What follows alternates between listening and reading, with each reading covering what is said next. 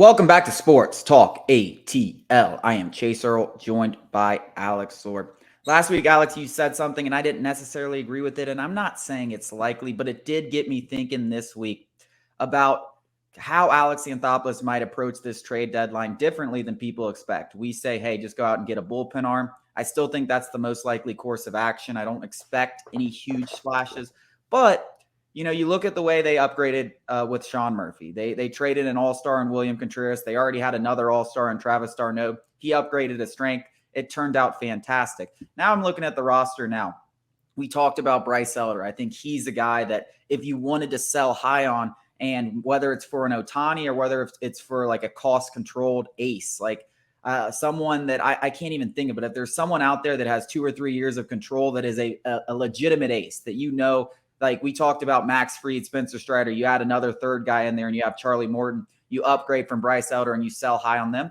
That's something I think that could be considered. And even if it isn't considered this year, because maybe there's not anything out there at the trade deadline worth doing it, I think it's something that could be considered over the offseason. Another guy, Marcell Ozuna. We love the Big Bear. He hasn't been as good over the last 25 games as he has been over the last few months. Do they go out there and try to upgrade that? And not only are you upgrading that, you're ridding of the salary of Marcell Ozuna. So you clear the remaining $5-6 million this year, $16 million next year, and the $1 million buyout for 2025. So you're clearing about $21-22 million in cap space. If there's a way that you could trade that to a contender, and then you go out and get another left fielder and maybe move Eddie Rosario to that DH role. Also, Travis d'Arnaud has been crushing lefties. He could be your DH against lefties. That's something I could see. Another guy included, you could also include Eddie. I think they're going to keep Eddie because I think they like his left-handed bat, and you kind of need that in the lineup. You could include him in this conversation. AJ Smith-Shawver is another guy that I wrote about. Go check it out on the site sportstalkatl.com.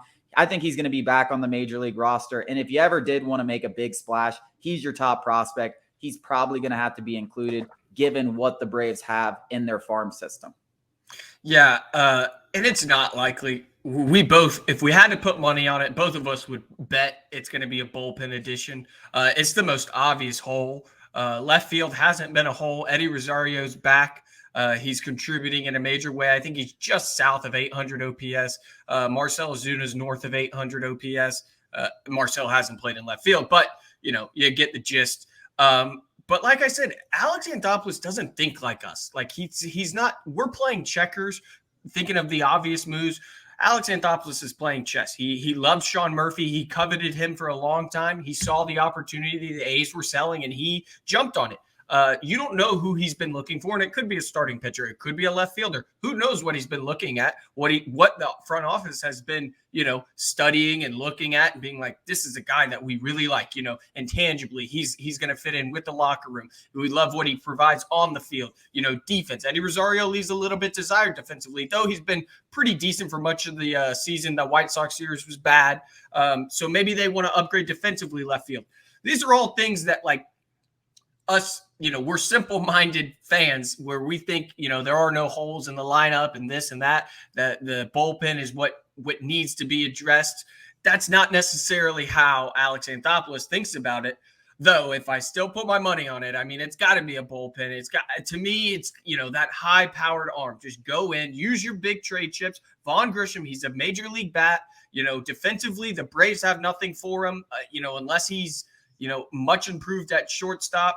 But it looks like Orlando Arcia is going to hold that spot down for the foreseeable future. There's no obvious place defensively for Vaughn Grissom. We're not going to get rid of Ozzie Albies. And like you love to say, he's not a left field guy. He doesn't have the power to play left field. So, why not use that chip? He's raking in Gwinnett. His trade value is high still. Use that trade chip to go get that high-powered arm like you and I both have said we want. And I know you say a couple middle relievers as well, but I think once we get healthy, the middle relief won't be that big of a deal.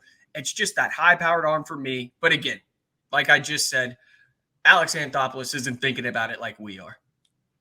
Yeah, there's a lot of untradeable chips on this team. The entire infield I consider untradeable. Even Arcia, you need that shortstop. He's been too good for the Braves, and he's under contract for $6 million over 3 years under team control. Yeah, I just want to say I saw some Braves fans talking about Orlando Arcia being, a tomato can, like you love to say.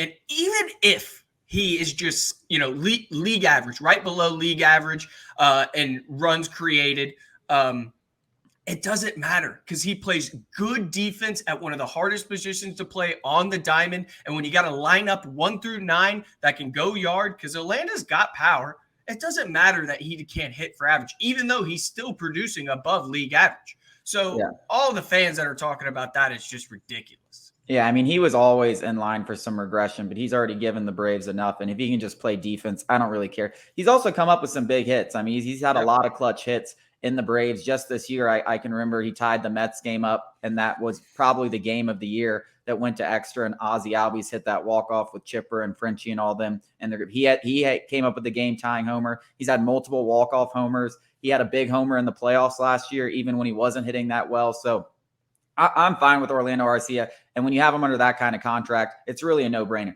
The fact is, there just aren't many shortstops that are out there raking. I mean, even Dansby Swanson, he's hitting about as good as Orlando Arcia. Maybe he's a little bit better defensively, but sorry, guys, we're not getting Dansby Swanson back. And for his contract, I don't want him. I'll take my $6 million in 3 years for Orlando Arcia. Harris, obviously, off the table. Acuna, don't have to say that. Those guys aren't getting traded. As I've said many a times, like, they do not want, if Sean Murphy were to go down, it would just be such a, like, what are we now, Chadwick Tromp and Kevon Smith, we bring him back. That's just an ordeal that we've dealt with before as Braves fans that I don't think Alex Anthopoulos is going to risk dealing with again. So I don't think, plus you talk about locker room presences, Travis d'Arnaud has to be up there with the best. So they went out and got Sean Murphy and kept Travis d'Arnaud for a reason. They do not want to risk that happening again. So I still think I would almost include him in the untradeable, but I wouldn't say completely untradeable. If someone gave you a lot for him, because he is under contract next year for $8 million, like, he's a valuable piece. Like, if someone came in and was like, hey, we'll give you a couple top, 15 prospects or something for them, and then you could flip those 15 prospects into something else, maybe there's this weird scenario where it works. I just think that he's as close to it untradeable on that line as the other guys. But if you're talking, I think a lot of people would be surprised how high he is on the untradeable chart, and it has everything to do with intangibles. Travis d'Arnaud is basically a second manager out there. The Braves really value him. I would put him in the untradeable. Not me, just like you said. You could create a scenario where somebody gives you that haul, you flip that haul, and you get something you really do need. But I think this Braves organization absolutely loves Travis d'Arnaud. Absolutely loves him. Yeah.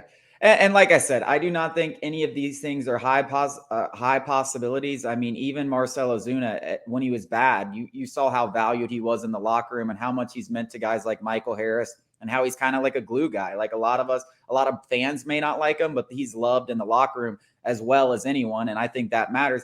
And Eddie Rosario, I'll speak to him.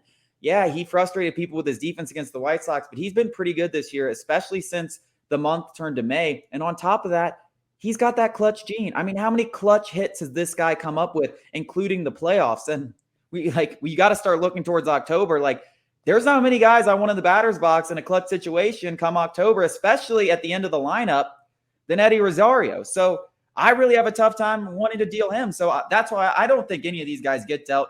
If I said there was a most likely one, it'd probably be Elder, because I just think his value is so high. But that's about right. Coming up after the break, we're going to talk Brian Kelly and the SEC Media Days.